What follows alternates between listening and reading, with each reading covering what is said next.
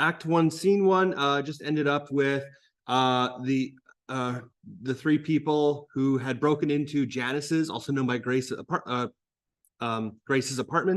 They had broken in there, and all of a sudden they came up with a sudden source of night blindness, which is a totally fictional, made-up thing that they came up with on the spot. When does this? I think it's page 21 is where we're carrying off of. Yeah, 21. Okay. It is several. So the scene 2. So it's several hours later. So it's basically middle of the night. Janice is in the kitchen making coffee. Barb comes out of the bathroom drying her hands. They spot each other, and there's an instant note of tension. Remember, those are the two sisters. Barb backtracks into the bathroom, and there's silence for a moment. You might as well come out of the bathroom. There's only so much you can do in there. I've made some coffee. Would you like some? There's a pause before Barb comes out. Thank you. How long do you think Rodney and Tonto, I can't believe I'm calling him that, will be? So Tonto sounds like a nickname. Barb shrugs and is unwilling to talk. Is the bedroom fine? Barb nods. You're a little old to be giving me the silent treatment. Milk, please. That's a beginning. You want to talk? Okay, then. I have a question for you. Why are you being so nice all of a sudden? Fair enough. I suppose from your perspective, I do deserve a bit of a cold shoulder. I wasn't exactly the warmest of hosts earlier, but you have to admit it's a little unusual for the three of you to be waiting in my apartment. I just about had a heart attack. Back in Otter Lake, if somebody's not home, we wait inside. So that's where they're from, is Otter Lake. This isn't Otter Lake, it's Toronto. But I guess you had a valid reason for coming here. I understand that. How nice of you. And I don't see any point for animosity between us. We are, as you keep pointing out, one of sisters of one nature or another. I'm not a bad person, Barb. And again, there's an awkward silence between them. Do you come to Toronto often? Last time was Christmas. It's quite the difference, isn't it? As Rodney says, it's a nice place to visit, but I wouldn't want to put a land claim on it. He's got a very interesting sense of humor. He's a goof, but he's my goof. This is good coffee. It's a Kenyan blend. Would you like some? Yes, that company makes good coffee, I hear. I need a good jolt. Long car trips put me away. It's decaffeinated. Decaffeinated, then what's the point? Got any real stuff? First off, I totally agree with that. You drink caffeinated coffee at this hour of the night? Yeah. I'd be up all night. Not that it matters. I don't have any, what you might call real stuff in this apartment. Better warn you, no salt or butter either. Boy, we'll be out of here real early tomorrow. The more I talk to you, the more I realize there's nothing to talk about. The subject of coffee is hardly the thing to base a relationship on. Sometimes it's all you got. Mom always wondered what kind of place you lived in. I always thought it would look something like this, certainly better than our old house. But that old house had character. This is just a condo. I know a lot of people who would trade some character for a condo like this. Nice art, even some native ones I see. Tonto was impressed. They were gifts to herself, figures. There's an awkward silence between the two. So when do you think the boys will be back? In a little while, I guess. Tonto wanted to see if there was a social tonight at the Native Center. He's into things like that. That's on Spadina, right? Driven by it many times. Did you ever go in? Never had the time. I've noticed I've picked up your habit of calling them boys. They must be on both sides of 30. Yeah, but a boy is always a boy, even in the nursing home. I suspect Rodney will start climbing trees in his wheelchair. Tonto won't be far behind him. What a bizarre name, Tonto. It goes with his character. What does he do? Anything and everything. Basically, he survives off various employment programs, apprenticeships, training incentives, stuff like that. He also drums a bit. So remember when we have that like chart of the characters, this is probably some good stuff to put in there, just about like what he does. So Janice says he's a musician. I used to date this jazz guitarist for a while. He's not exactly a musician. He sings traditional Ojibwe songs.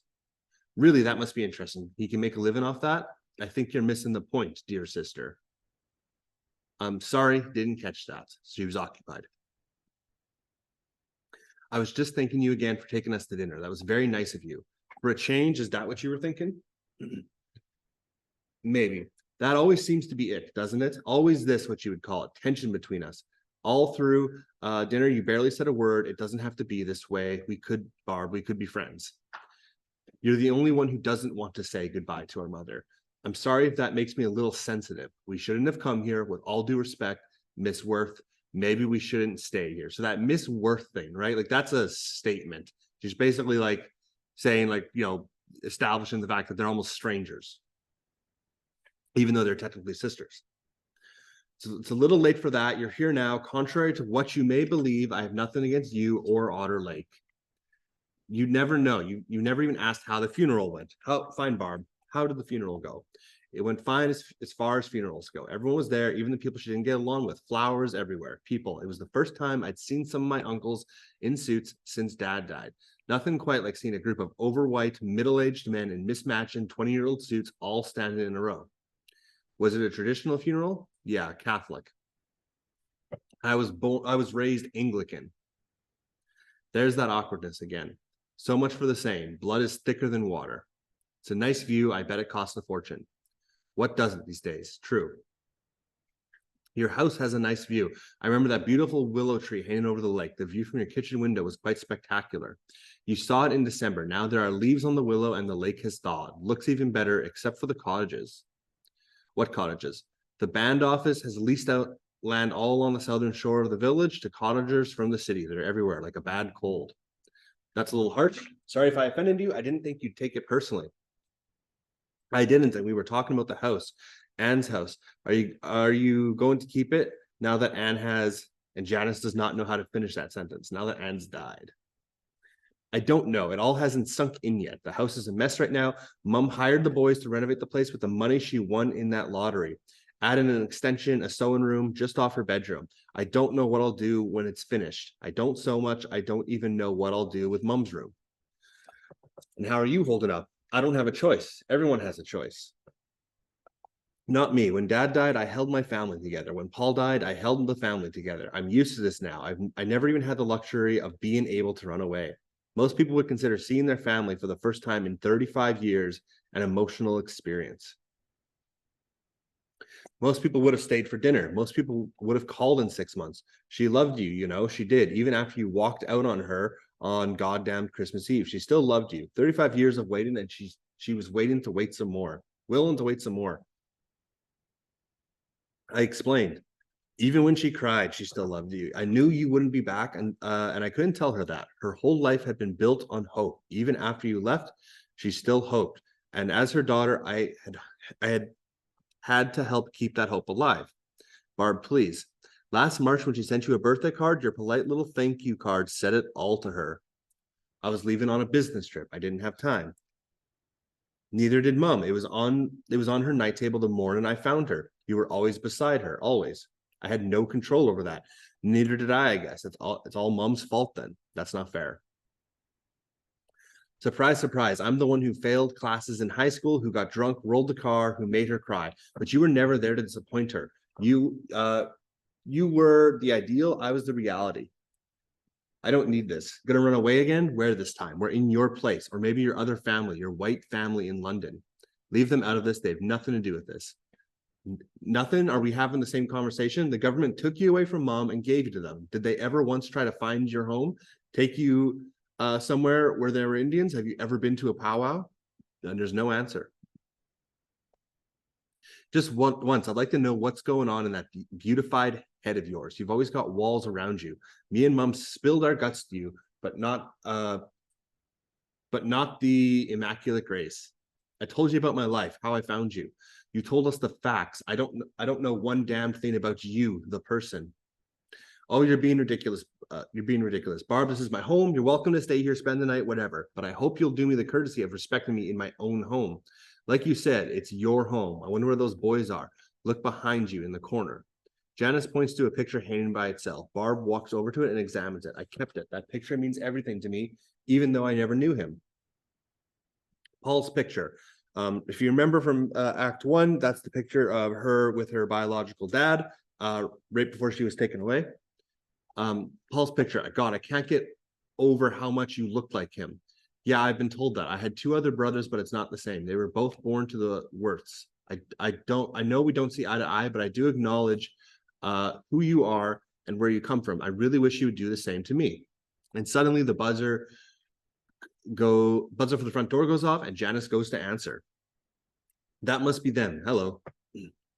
Rodney's voice over the intercom. I Captain 2 to beam up, energize. Janice buzzes them up. Does he ever give up? Don't worry, tomorrow we'll be out of your life. I wish we could be friends, and I wish we could be sisters. Friends are easier. Sisters are blood. There's a knock, and Janice opens the door. The boys come in.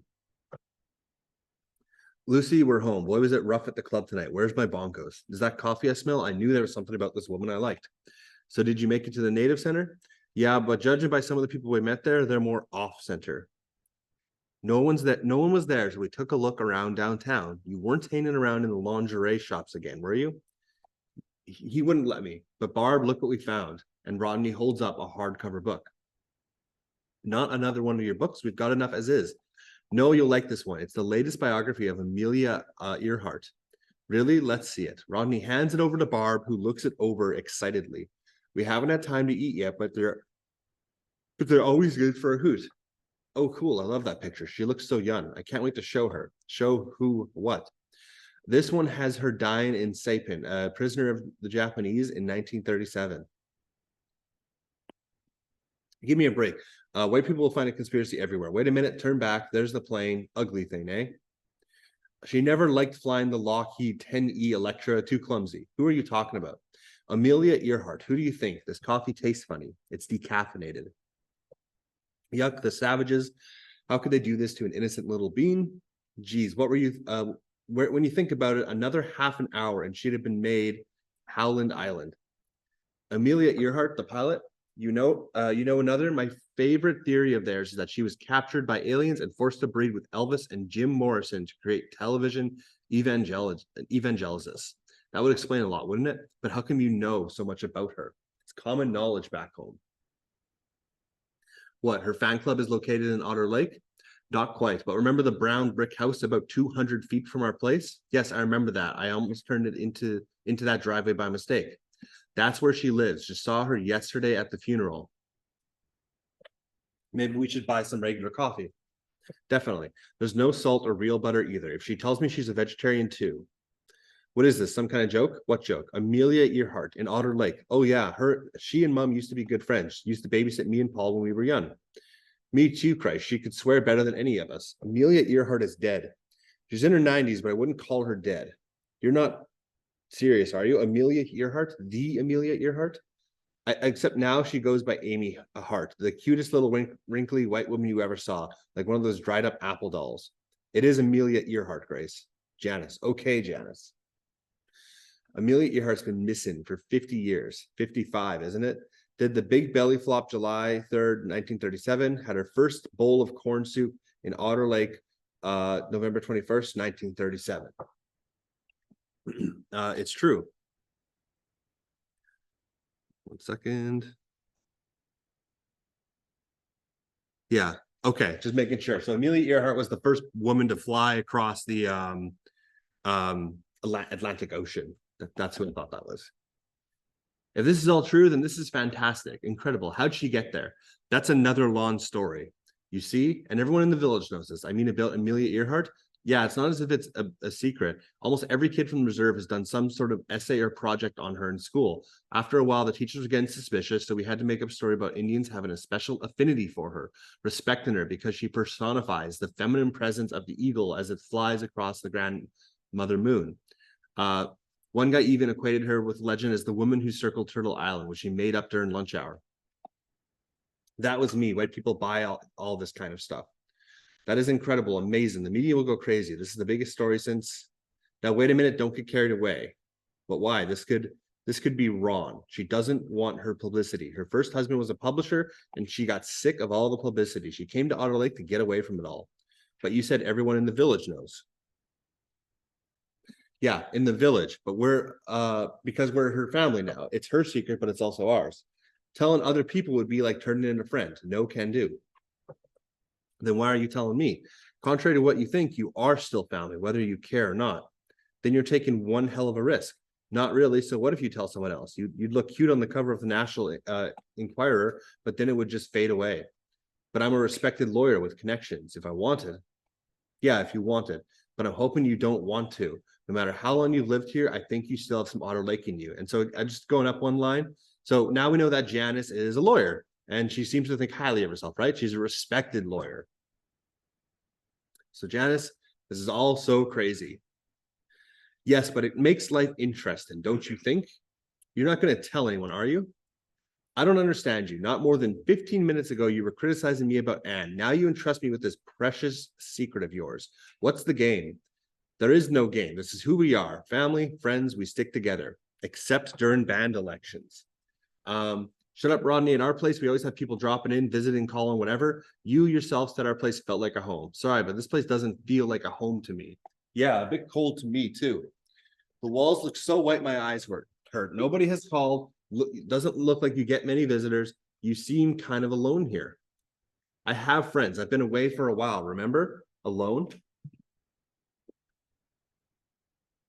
What's that got to do with anything? Where we came from, you'd have to try. I mean, really work at it to be alone. Yeah, and I've tried. I feel like I'm being cornered by the three of you. I have my life and you have yours. Why don't we just leave it at that? There's always this barrier you put up. Rodney used to be that way after Paul died, but I'm much better now. The bottom line is I'm happy with my life. That's all that's important. It's getting late and I've had a long day. I would like to go to bed if that's okay with you. It's your apartment, but it's not even 11 yet. I'm just waking up. You and Rodney have the guest room. It's already made up. Great. And I guess Tonto can have the couch. Tonto says, great. And Janice exits to the bedroom. Rodney, come on. It will be just like when you lived with Marie. You spend half your nights on the couch anyways. That couch was a lot warmer place, let me tell you, than Marie ever was. The things I do for you two. Yeah, like you care. Janice comes back into the room carrying blankets and a pillow, and she puts them on the couch. This should be okay. Anything else I can get you? A cure for night blindness? Help yourselves to the towel on the shelves in the bathroom if you want shower in the morning. Oh, look, her towels match. Come, my little crab, into the seafood salad of love. I hate it when you talk like that. See you in the morning. We're leaving bright and early. Rodney and Barb disappear into their bedroom. So did you bring the trapeze? The door closes, leaving Tonto and Janice alone for an awkward moment. Well, if there's nothing else, I'll be off to bed. What kind of bed do you have? Pardon, your bed. What kind is it? A queen-size king coil. Why? Awfully big bed, awfully small couch. Nice try, Tonto. You'll fit on the couch. Bigger and better men than you have slept there. It was worth a try. Janice sees her luggage sitting by the front door and carries it to her bedroom. Need any help carrying those big heavy suitcases all the way to your room? I got them here from BC. Another few feet won't kill me. Good night, Tonto.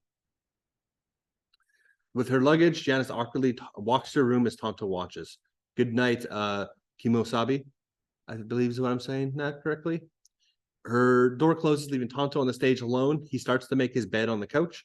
The big, beautiful city, a big, beautiful Indian, a big, beautiful bed. Now, you think all those things would go together, wouldn't you? He flops down on the couch. We ain't through yet. He pulls up the blanket over his head and ending the scene. So that's the end of scene 2. And so they all go to bed for the night. So we'll go through scene 3 here. I don't remember it being that long. Yeah. So we'll go through scene 3.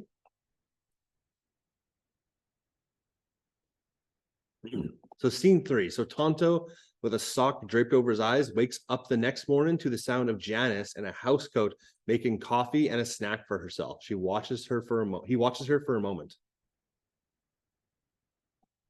I know you're watching me, to which Tonto doesn't say anything. Still want to play games, huh? Since when is watching a game? It's a free country, almost. Do you want some coffee? That would be good. Tonto gets up off the couch and is dressed in only a t-shirt and underwear. Here, try this. Tonto tosses her a small package. Hey, what's this? Coffee? Where'd you get this? Around 6:30 this morning, the sun came streaming into that big window of yours. Hard to sleep when there's a spotlight on you. I had to pay extra for a southern exposure. But when I worked construction for a year, I had to get up at that godforsaken hour. I swore never again, except for sunrise ceremonies, of course. But even those are getting harder to get up for. Anyways, I went to make coffee, found that decaf stuff of yours, and thought, to hell with this. So I went out and got some real good stuff an hour ago. Janice examines the package closely, surprised. I have traveled the world, shot most of my life in every type of store possible, and I've never, ever, ever come across any coffee anywhere labeled extra caffeinated. Where did you find this? I worked in a coffee shop for half a year, so I know a little about coffee. And remember, when there's a will, there's a way. Is this the Otter Lake way? If I wasn't afraid of needles, I'd take it with a syringe. We'll make an Indian of you yet. Is that all it takes? Strong coffee, that and a fine appreciation of good-looking Aboriginal men. So he's flirting with her. Well, I will say you do have nice legs. You should see the rest of me. Thank you, but no. Your coffee will be ready in a few minutes. I suppose I should get dressed, please. An almost naked Indian scares you? Just my reputation. She points to the window. Tonto reacts with embarrassment and quickly tries to dress. Holy mackerel, 3 million white people looking at me in my undies might start a riot. The city of Toronto scare you, Tonto? Tonto, how'd you ever get a name like Tonto? It's a nickname. My real name is Ellie Albert. Now, given a choice between Ellie Albert and Tonto, which do you think has more character? So again, there's a nice fact to kind of know about him that we'll probably put on our character sheet. I think Ellie Albert is a nice name, but why Tonto? My dad used to work steel in the city a lot when I was a kid. He'd always be going off to work for days at a time. When I asked where he was, I told you your dad is in Toronto. I didn't, but I couldn't say Toronto. I kept pronouncing it Tonto, and the name kind of stuck. So that's where we see the origin of his Tonto name, is that he was misspeaking Toronto as a kid. I think that's sweet. Do you have a horse named Scout? No, but I have a Bronco called the Antichrist. You're a funny man. How often do you work out? Who, me? Yes, you. That shot you gave me yesterday was a professional one if I ever felt it. And I'm ashamed to say I felt a few in my younger days. That punch went right through me. I took a Wendo course at my club. It's a type of self-defense for women. I thought it might come in handy someday. You're lucky you didn't break your hand on my kidney stones. It wasn't that hard, was it? You could kiss it and make it better. And I could make it worse. I'll settle for breakfast. I'd better warn you, you eat at your own risk. I'm not much of a cook. Well, what have you got? Yogurt, I think. Boy, this is a really fun house. I'll stick with my coffee. Is it ready yet?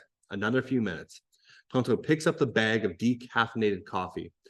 I tried this decaf stuff once, sort of like kissing a relative. Tastes the same, but no spark, and he drops it in the garbage. Hey, that's good coffee. That's like buying beer with no alcohol. One of those men who doesn't drink non-alcohol beer. One of those real men who doesn't drink beer, period. I thought all Indian men drank. I thought all women could cook. Touche. Stereotypes everywhere. Are you sure you don't want the yogurt? Pass. If you don't mind me asking, why don't you drink? My mother died of this stuff. That can sort of turn you off it. Oh, I'm sorry. I shouldn't have asked. Rodney never mentioned anything about that. Why should he? Your brothers, aren't you? I was raised by his family after my mother died. We sort of became brothers. I lived with his family longer than he has. I was there the day he was born. Looked like a worm with legs. So we're seeing now the relationship between Tonto and Rodney. You were adopted like me? Yeah, except I stayed on the reserve. Saw my real dad a lot when he was home. He worked in the city all the time and couldn't look after me, so the Stones took me in. That's Rodney's parents? Rufus and Lillian Stone, good people. Been with them as long as I can remember. Actually, you're one of the reasons I ended up with the Stones. God knows where I'd be if it weren't for you and Anne. Anne, what does Anne have to do with this? Remember, Anne is the mother. It's too bad you never knew your mother better. From what I heard, she really kicked up a fuss after you were taken. Once she stopped being afraid of the authorities. I guess taking your child away can really change that fear to anger. Well, whatever, it worked. She rattled some cages. Yeah, she told me. But did she tell you that because of her fuss, the province decided to try a new program to foster Native kids on the reserve? It was an experiment. I was placed with the Stones at the age of 5, and bang, here I am. 27 years later, a fine human being. I hear they do that kind of thing in a lot of places now. So 27 years later, and this Janice was taken earlier. They wouldn't know what time period this probably is in. This is before the age of cell phones. So this is actually so Janice was taken as part of the 60s scoop. If we kind of work backwards, use some of this information, that's probably where this originated from.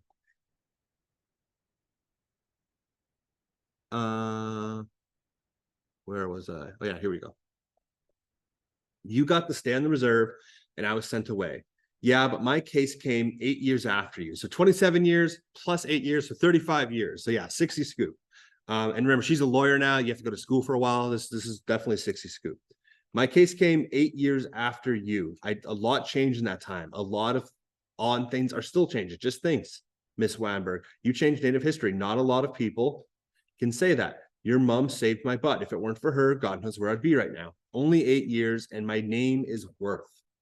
Worth, Wabin, whatever. The truth is, we're kind of related, both raised by other people, sort of brother and sister. And whatever Barb may say, you look like you've got a good head on your shoulders. I've seen some doozies out there. Next time you're driving around the city, take a good look at those people sleeping on the sidewalks. Our people, a lot of them are you and me, sister. We were lucky. And you got to see your father. Oh yeah, every month or so. It was all cool. That must have been wonderful. Ever been hugged by someone who chews tobacco? I heard your new parents were rich. Yes. There you go. Everybody got something. Janice is lost in thought. Something. Rodney's cool for a brother. A little too book smart, though. Sometimes you can't make heads or tail of what he's saying. He once spent an hour making a comparison of, get this, the colonization of North America based on 2 sci-fi books, The Martian Chronicles and Cat's Cradle. The guy needs to spend a little more time on this planet. He needs to know tradition. And you can teach him this tradition. I listen to the elders. It's all really obvious. The trouble with Rodney is he thinks he's a white person. His heart's native, but his brain of his needs a good tan. Why do you say that? There, boom, you said the magic word. The whole difference between Native people and white people can be summed up in that one single 3-letter word, why. People are so preoccupied with why everything works. Why was the universe created? Why is the sky blue? Why do dogs drool when you ring a bell? Why is their altar of worship? Their whole civilization is based on finding out why everything does everything. And Native people are different. What is your answer to why? Why not? That's it. That's the answer. Why was the universe created? Why not? Why do leopards have spots? Why not? Why do Indians and religious people play bingo? Why not? You keep asking why you should go home to Otter Lake instead of asking yourself why you should try, why not? Why should I listen to you? Why not? Makes sense, huh? I've been in therapy. It's not that easy. People always try to make things difficult. The world was made a certain way. Accept it. It's not like this whole concept white people have had with, oh, what's the term? Finding your inner child. Now, why would they want that? I mean, children are great and all, but seriously, why do you want to start wetting the bed again? I never wet the bed. A lot of kids did. Anyways, moving on. That's white Caucasian. Let's go back to the beginning and try to get it right again approach. Instead, they should do what Native people do to try to find their inner elder. It's a hell of a better payoff. A kid can only appreciate being young. An elder can appreciate the young and the old and everything in between. A child would be afraid to go to Otter Lake. An elder would interpret it as a necessary learning experience. You make it sound so easy. Flip a switch and your life is explained. I didn't have to come here, you know? Your Barb's luggage and Rodney's too, I guess, by association. Then why are you here? Simple. On occasion, life can be a simple math problem. There are more reasons for me to be here in this apartment than somewhere else. I had more to learn from coming to meet you than staying at your home. I hate Toronto, but sometimes the pain can be worth it. Basically, the positive outweighed the negative. And this sinks into Janice for a moment. You have some interesting theories. It's more than that. It's practice. I never preach anything I don't practice. I'll remember that. You're an interesting fellow. Certainly not what you seem to be. A bit of a closet philosopher, perhaps. Now, as Rodney would say, I came out of the closet years ago. The philosophy closet, that is. So are we going to get breakfast? Oh, yes, I suppose so. There's a charming place just down the street. Sounds good to me. Let's go. I think we should wait for the others. They might want to eat too. Good point. Let's get them up. Leave it to me. Tonto marches over to the door and bangs heavily on it. Okay, you two, up and at 'em. I'm hungry. There's some mumbling and giggling in the other room, and Rodney shouts out, okay, we'll be out in like 5 minutes. No, 10 minutes. Yeah, 10 minutes. Tonto, I'll handle this. He opens the door and barges in. There's a scream, then Tonto comes out dragging the blankets. If I'm not getting it, nobody is. And I said I'm hungry. Move it. What are big brothers for? Rodney stumbles out as he does up his jeans. He's angry. Do you mind? We were busy. You've got the rest of your life for that. We only have this morning to eat. It's a long drive back, remember? Rodney, we're going to breakfast down the street. You better dress for it. You heard the lady. And to think I could have been an only child. Barb comes out of the bedroom, also angry, and buttoning up her shirt. There you are. You still may become an inner child. He hides behind Janice. Now, Barb, Come here, Tonto. Barb, I was just a little hungry. That's all, Rodney? You're on your own, pal. Janice, I don't believe you three. Barb, take it easy. He was just joking around. You're defending him? What did you do to her? Nothing. Everyone just calm down and take it easy, okay? You're living on borrowed time, buddy. Respect your elders. I'm older than you. Then act like it. I got real coffee. There's a pause, and you're forgiven. Coffee has the charms to soothe the savage beast. Help yourself. Rodney pours himself a cup of coffee. I love the smell of nabob in the morning. Someone mentioned something about breakfast? Yeah, down the street. When you're all ready, we'll grab breakfast before we leave. What do you mean we leave? I mean we. I changed my mind. I'm going with you. Barb says to Tonto, what did you do to her? Now, if you'll excuse me, I'll get my things. Janice exits the room to get her things. Repeating the words, she's coming back with us. She's coming back with us. Rodney and Tonto give each other the thumbs up signal. Lights go down, and it's the end of Act 1. So we learned a lot about these characters in these next two scenes here. So we're gonna stop at Act 1 today. We'll finish up Act 2.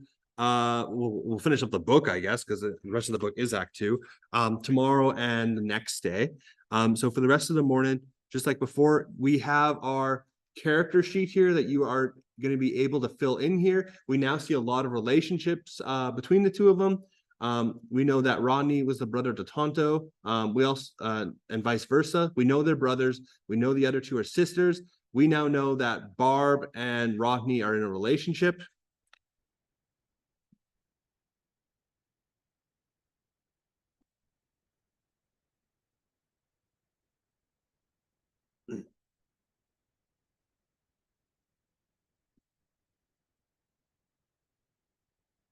I guess I should probably go through this one by one by one. Water really quick.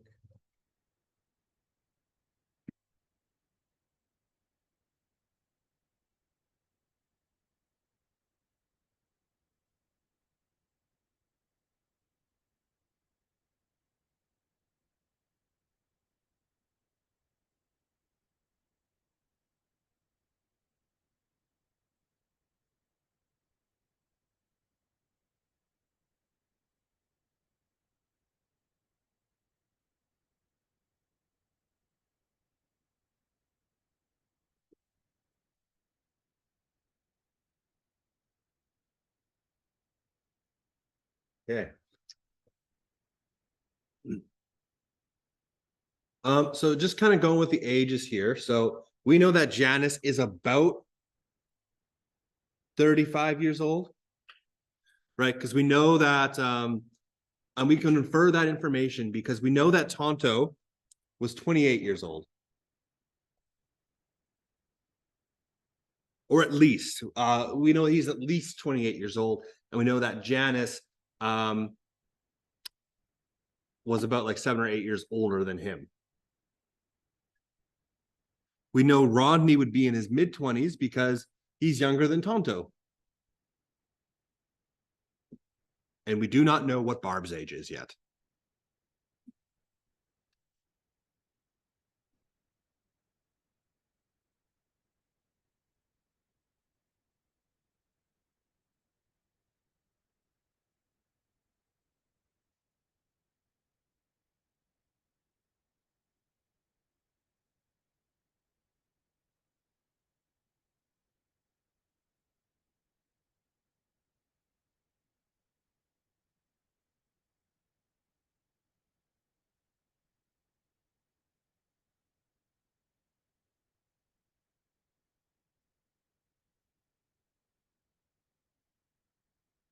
So the psychological category here, these are almost like the traits. We know more about these characters here, for example. So has anyone ever heard of this word before? Posh? I think that's a nice way to kind of describe like Janice or Grace. So it's like kind of like posh is like proper, like, you know, like more fancy. It's a really common word more so in Europe. But if you ever like look at like those really like stuck up rich people in like movies and stuff, like they're portrayed to be, the word they'd use there is posh. Again, that's just how I'm describing it. You could describe that any way you want, but we're starting to see some of these like traits around them. How would we describe Tonto? And actually, we learned a lot about him and his philosophies. Flirty? Sorry? Is he flirty? Well, he was definitely flirty.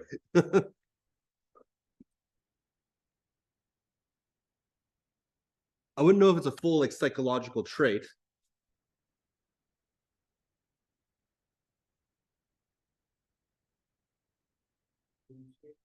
Sorry? Could be that he seems to be in shape, yeah. That's more of a physical thing. It seemed like so with Tonto here, it seemed like you know, his whole motivation here, his like philosophy seemed to be something about the what was it? It was inner elder, right? Inner elder, and why not? So Tonto and Janice's conversation was really important in the play, right? Because that seemed to be what convinced Janice to change her mind and actually go back and see her mom's grave. So these changes and learning moments in the play, it seems to be that um, Janice was convinced, not see her mother, to go back to Otter Lake after talking to Tonto.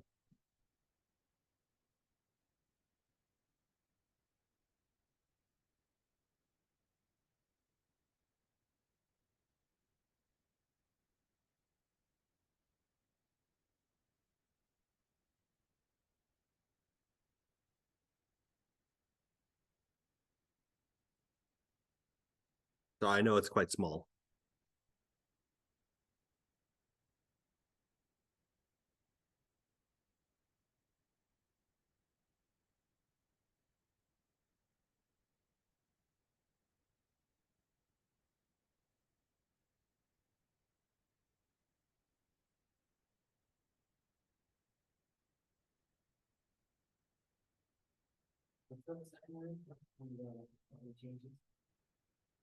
On the where?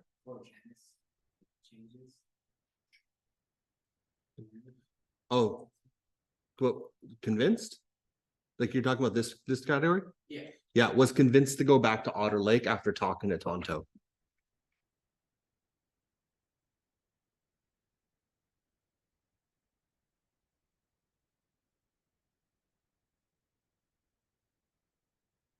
So also talking about Tonto, he seems kind of like, again, I'm just using this word free spirited. You're welcome to use any other word you'd like there, but you know, he seems to be a little bit more like live in the moment and experience things around him.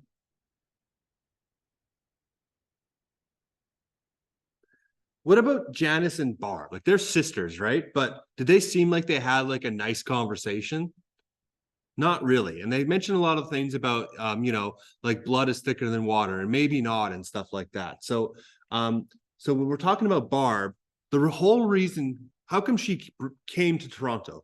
What was the reason she came to Toronto? Her dad died. Yeah. Hey sister, your mom died. Do you want to come like see her grave? The funeral was yesterday, like you missed it. And so I think one of the changes and that Barb experiences this is that she realizes that her sister Janice is kind of a stranger. They don't know each other. They can't like Janice has a better conversation with this random guy sleeping on the couch than she does with her own birth sister.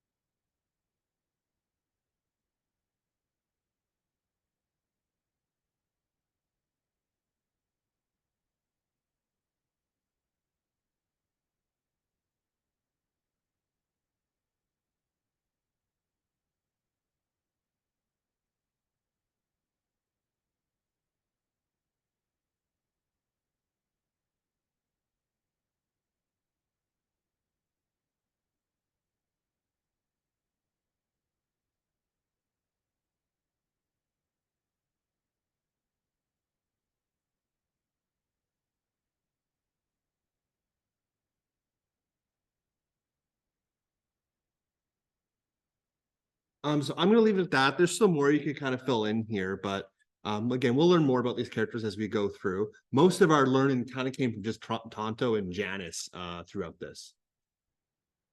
There's more you can put through it. I want you guys to try and explore that. Filter through the two acts again. Now, what we can do for the rest of the class is you still have your little study guide here. So we still have this that you're welcome to do. You're gonna want to try and summarize all the stuff that has happened in Act 1. Try and answer this stuff. Any extra time you might have could be spent working on that character sheet. Could be spent working on your essay. Remember that is due on the Friday as well. So the rest of the morning is just time to be able to spend working towards those two things. I'll come around a little bit later, probably closer to break, to see how we're doing on our essay if you're still working on that.